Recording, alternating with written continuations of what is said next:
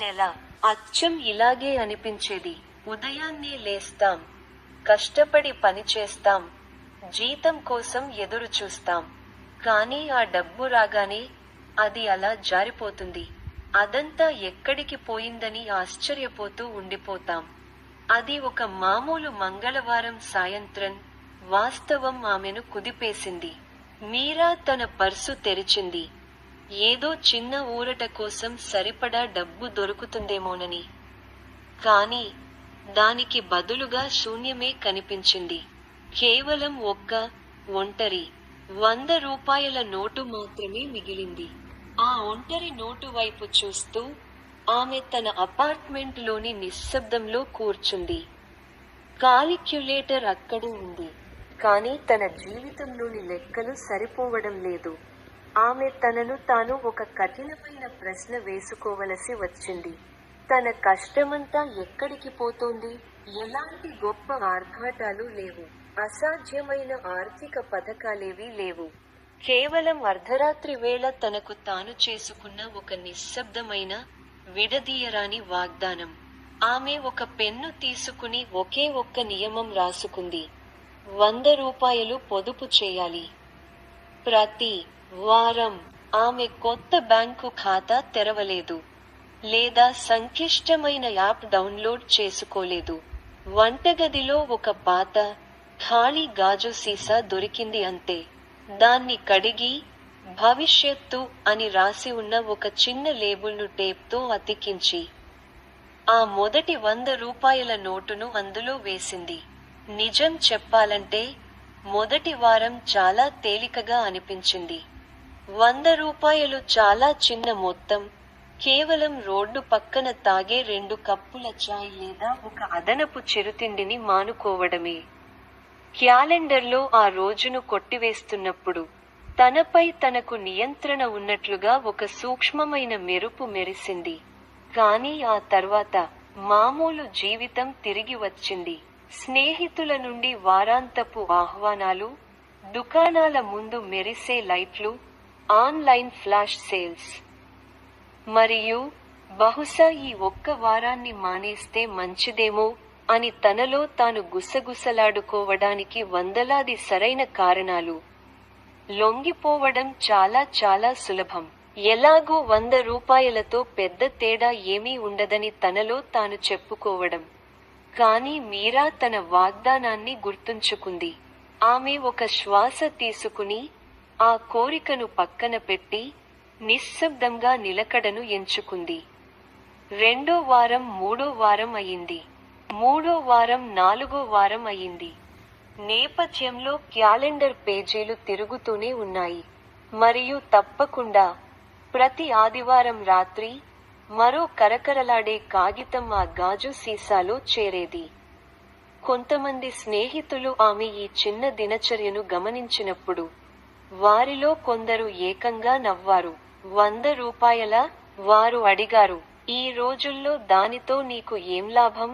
దేన్నీ మార్చలేనంత చిన్నది అది. వారి దృష్టిలో అది పూర్తిగా అప్రధానమైనది. మీరా వాదించలేదు. ఆమె తన నిర్ణయాలను సమర్థించుకోవడానికి గాని, లెక్కలు వివరించడానికి గాని ప్రయత్నించలేదు.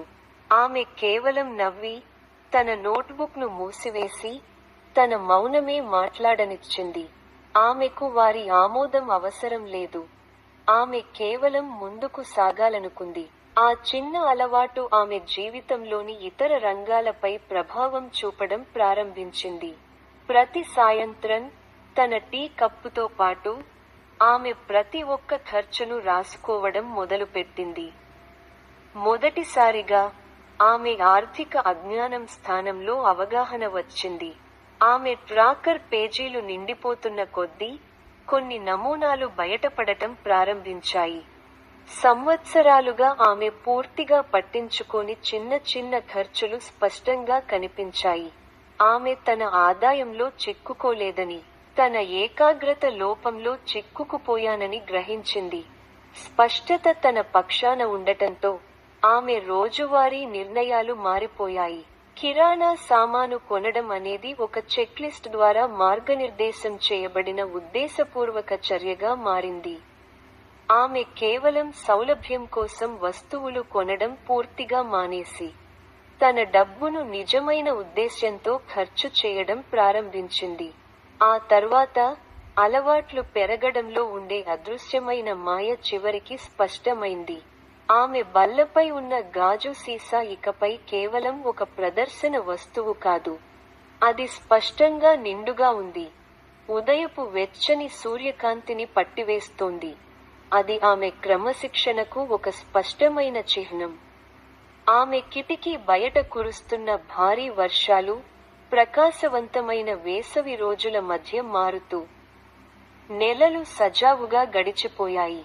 ఒకప్పుడు తీవ్రమైన స్పృహతో కూడిన ప్రయత్నం అవసరమైనది, నెమ్మదిగా మరొకదానిగా రూపాంతరం చెందింది. ఆమె వ్యక్తిత్వంలో ఒక అప్రయత్నమైన భాగంగా మారింది. ఆత్మవిశ్వాసం మీద ఆత్మవిశ్వాసం పెరుగుతుంది. త్వరలోనే, కేవలం ₹100 ఆదా చేయడం కూడా చాలా చిన్నదిగా అనిపించింది. ఆమె తన జీవితాన్ని మరింత మెరుగుపరుచుకుంది. 100 200 అయింది. తరువాత 500 అయింది. ఆమె అరలో కొత్త సీసాలు ప్రత్యక్షమయ్యాయి. వాటిపై పెద్ద, సాహసోపేతమైన కలలు అని రాసి ఉంది. ఆ తర్వాత, ఎప్పటిలాగే, జీవితం ఒక అనూహ్యమైన మలుపు తిప్పింది. హఠాత్తుగా, భారీ అత్యవసర బిల్లు ఒకటి మెయిల్లో వచ్చింది. సరిగ్గా అలాంటి ఊహించని సంక్షోభమే, 1 సంవత్సరం క్రితం అయితే, తక్షణ భయాందోళనలకు, కన్నీళ్లకు, నిద్రలేని రాత్రులకు కారణమయ్యేది. కానీ ఈసారి, ఆ సుపరిచితమైన ఆందోళన అల రాలేదు. మీరా ఆ కాగితాన్ని చూసి, నెమ్మదిగా, లోతుగా శ్వాస తీసుకుని, గది దాటి నడిచింది. ఆమె సహాయం కోసం ఎవరినీ పిలవాల్సిన అవసరం లేదు. ఆమె ప్రశాంతంగా తన పొదుపు పెట్టెను తెరిచింది. ఆ మృదువైన సాయంకాలపు వెలుగులో అక్కడ కూర్చున్నప్పుడు, ఒక ప్రగాఢమైన శాంతి భావన ఆమెను ఆవరించింది. అది కేవలం ఒక బిల్లు చెల్లించడానికి డబ్బు ఉండటం మాత్రమే కాదు. తాను సురక్షితంగా ఉన్నాననే గ్రహింపు అది. ఆమె చివరకు సిద్ధపడింది. ఆ అందమైన, నిశ్శబ్ద విజయ క్షణంలో, ఆమె మనసు ఈ ప్రయాణం ఎక్కడ మొదలైందో అక్కడికి తిరిగి వెళ్ళిపోయింది. ఆ నిస్సహాయ సాయంత్రం, ఖాళీ పర్సులో నలిగిపోయిన ఒకే ఒక్క నోటు వైపు చూస్తూ ఉండిపోయిన ఆ క్షణాలకు, ఆమె తన పరివర్తనలోని అత్యంత లోతైన రహస్యాన్ని చివరకు అర్థం చేసుకుంది. ఆమె పొదుపు చేసిన అసలు డబ్బు కంటే, ఈ ప్రయాణంలో ఆమె నిర్మించుకున్న గుర్తింపుకే ఎక్కువ ప్రాముఖ్యత ఉంది. శక్తి ఆ పెట్టె, డబ్బు లో లేదు. అది అలవాటులో ఉంది. వేడి వేడి చాయ్ తాగుతూ, ఒకప్పుడు నవ్విన అవే స్నేహితులు ఇప్పుడు ఎంతో ఆసక్తితో ఆమె బల్ల చుట్టూ కూర్చున్నారు. ఆమెలో ప్రతిరోజూ కనిపించే ప్రశాంతమైన ఆత్మవిశ్వాసాన్ని గమనించి, "నువ్వెలా ఇది సాధించావు? నీ జీవితాన్ని ఎలా మార్చుకున్నావు?" అని అడిగారు. మీరా వాళ్ళ వైపు చూసి నవ్వింది. ఎందుకంటే ఆమెకు నిజం తెలుసు. జీవితంలో పెద్ద మార్పులు చాలా అరుదుగా గొప్ప, విస్తృతమైన చర్యలతో మొదలవుతాయి. చాలాసార్లు, అవి ఒక చిన్న, చెక్కుచెదరని వాగ్దానంతో మొదలవుతాయి. చిన్నగా మొదలుపెట్టు. నిలకడగా ఉండు.